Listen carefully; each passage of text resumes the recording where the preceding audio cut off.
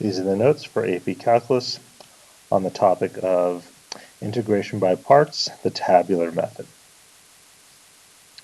So the tabular method is a specific type of method that only works on certain integration by parts problems. But when it does work, it does give you a little more efficient shortcut way of finding integration by parts, especially on problems that require using it multiple times. So it only works on problems where f of x is in the form x to the n, where n is an integer greater than 0. So if you have f of x equals some x to some power, then and it's an integer, it's not a fractional or decimal one, greater than 0, like 1, 2, 3, 4, and so on. So the repeated derivatives will eventually yield a 0 if that happens. And remember, we usually let f of x equal the part that has a simpler derivative, or simplifies better through differentiation. And g of x we usually let equal the part that can be integrated more easily, that doesn't get more complicated by integrating, some general guidelines. So it only works on these forms. Other forms you can't use it on. So let's take a look at where it can be used. So on this one, we've got x to the fourth cosine x. Notice U substitution is not really any use here. We don't have any functions inside. So we would set f of x, the one that simplifies better with derivatives.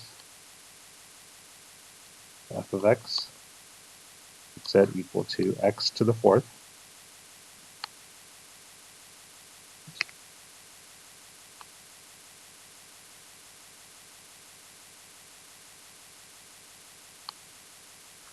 And g prime of x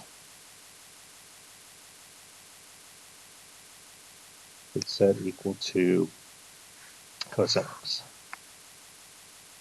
Now, if you did it traditionally by integration by parts, you'd take the derivative once, 4x cubed, and you'd have to end up using integration by parts 4 times to get it down to something you could actually integrate, which you could do, but would take a rather long time. So here's where the tabular method works. So we take the first derivative, f of x, we get 4x cubed. The second derivative, f double prime of x, 12 squared.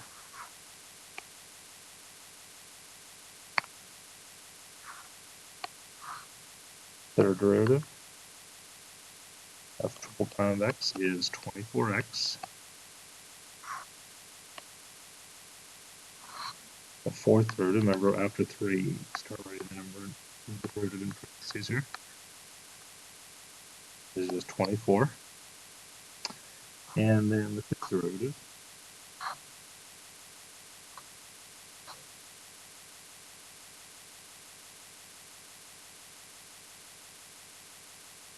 gives you 0. And so that's where you stop. And then on the other end, remember we integrate g of x. You integrate cosine, you get sine. So next you get sine x. And after g of x, there's not really a notation for functions when you keep integrating. Sometimes the capital letter is used, but it's always defined that way. It doesn't automatically mean the antiderivative. So I'll just keep writing the antiderivatives or indefinite integrals of g, which start out as g prime. So when you integrate sine, you get negative cosine. Starts with a c, so it's negative. When you integrate cosine again, it's sine. The negative's going to stay there. Okay. When you integrate sine, you get negative cosine. The negatives cancel out, so it's cosine x. And then when you integrate one more time, you get sine x. And notice I integrated the same number of times I took the derivative. Okay. So the way this is going to match up here, remember with integration by parts, f of x and g of x is what goes first. So we're going to pair those up first.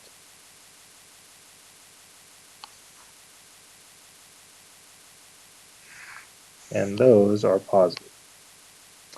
So the first part of answer multiplied together will be x to the fourth times the sine of x. And then notice what goes together next is there's a minus sign right here. So it's the opposite when you integrate that. So next what we're going to have is these two together, f prime and negative cosine, but it's going to be the opposite of those. And since cosine is already negative, that's going to cancel out that negative. So the next term will be positive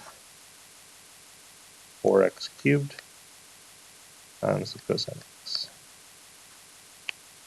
Pair up the next two. It's going to equal alternate, because then if you use integration by parts again, it's going to be minus a negative, so those negatives are going to cancel out. So every time you do use it, it's going to alternate the sign there. What you're getting, so that's going to be positive, but there's a negative inside, so it's going to be negative 12x squared times sine x.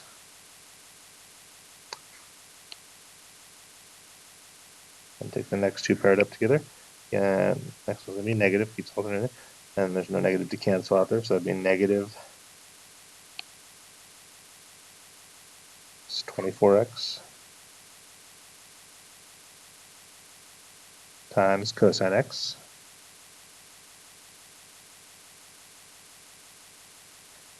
And where you stop is when you run out of terms right here. The 0 doesn't get paired up with anything. The last one here is sine x, and that positive keeps holding there. No negative to cancel out there, so plus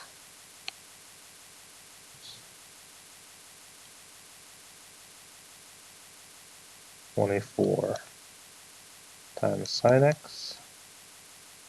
And since it's an infinite integral, then we add plus c.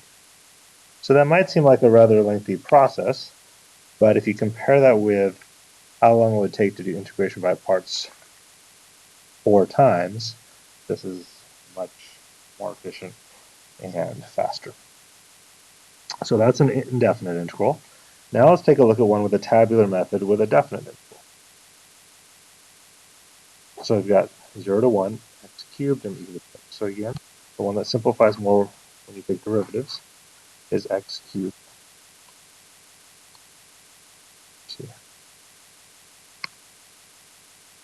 sorry about that. So we get f of x equals x cubed, and the prime of x would equal e to the 2x. Okay, so let's keep taking the derivative here. And I'm not going to write down the notation this time if we just want to keep taking the derivative. 3x squared, 6x, and then we get 6, and now we get 0. So if we go here, if we integrate, this is when we can use the U substitution shortcut. Normally you'd say u equal to 2x, and you'd have to divide by its derivative 2. So is the shortcut. So you get either the 2x stays the same when you find the antiderivative. Oops.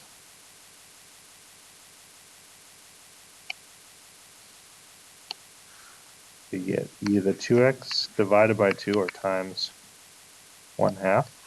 Integrate again, you're going to have to divide by 2 again, or multiply by 1/2.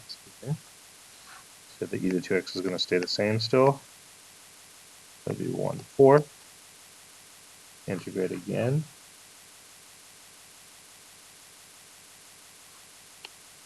The e to the 2x divided by 2 again, 1/2 times 1/4, 1/8.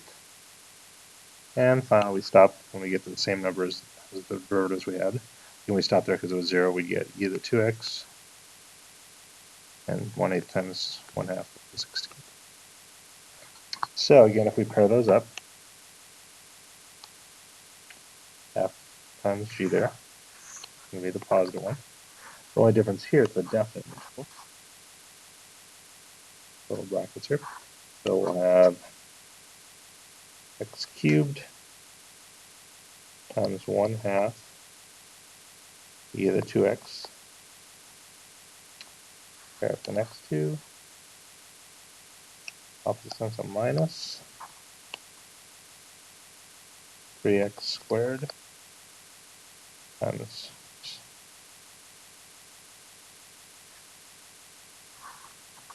times 1, sorry, wrong place, times 1/4 e to the 2x. That connects to sign keeps switching plus.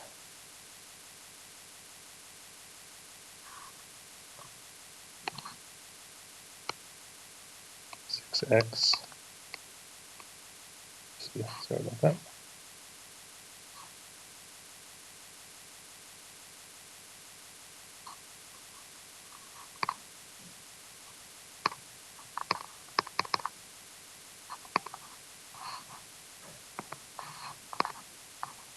Good. So I keep hitting the wrong, tapping the wrong thing there. So you got 1/8 e to the 2x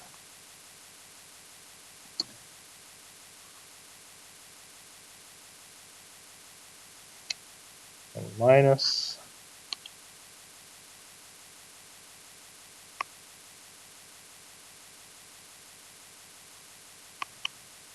6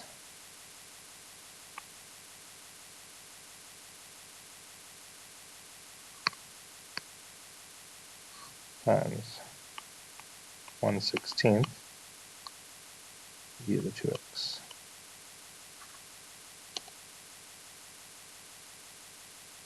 Evaluated from 0 to 1. Okay. So the only difference now is the definite equal, so let's go ahead and substitute those in and see what we get. When you substitute in 1, that's just 1, you get 1/2. 1 times 2, that's just e squared. Substitute 1 in the next term. You get 1 squared is 1, you get negative 3/4 e squared.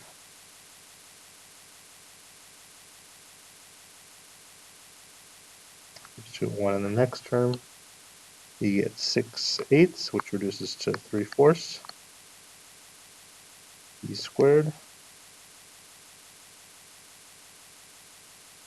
Substitute 1 here, so you get 6/16, reduces to 3/8, so negative 3/8 e squared. And then minus, you substitute in 0. So the first one's going to be 0. That 0 cubed wipes out everything. Second one's going to be 0. 0 squared wipes out everything. Third one's going to be 0, 0. That x wipes out everything. But on the last term, there's no x there. So when you substitute in 0, you get e to the 0 is 1 times 6/16 is negative 3/8. Then if we just move it up here and see what simplifies right away, you can see the negative 3/4 e squared and positive 3/4 e squared. Those cancel out. And then we have 1/2 e squared, which is the same as 4/8 e squared minus 3/8 e squared. And then the negative cancels out that negative, and we get positive 3/8.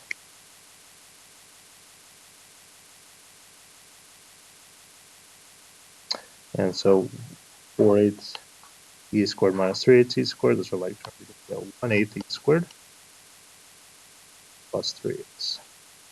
Or, since they have a common number, you could write it as e squared plus 3 all over here as well, either way. And that concludes the notes for AP Calculus on the topic of integration by parts, the tabular method.